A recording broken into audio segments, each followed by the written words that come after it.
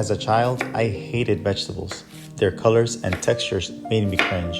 Every meal was a struggle with my parents urging me to eat just one more bite. But everything changed one summer with my grandmother. She had a small garden, and one day she invited me to help her. Reluctantly, I agreed. We spent hours planting seeds and watering plants. She told me stories about each vegetable, making them seem less scary. Carrots became brave warriors, tomatoes, cheerful friends, and spinach, wise elders. One evening, we harvested our first batch of vegetables. In the kitchen, she showed me how to make a simple salad. As we chopped together, she shared her secret. The love she put into growing them made them taste better. When I took my first bite, I was amazed. The vegetables were crisp and delicious. I could taste the sunshine and rain that had nurtured them.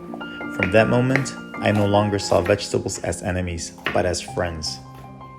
Now, as I chop vegetables, I remember my grandmother's stories and the love she poured into her garden. What once was a source of dread has become a cherished part of my life.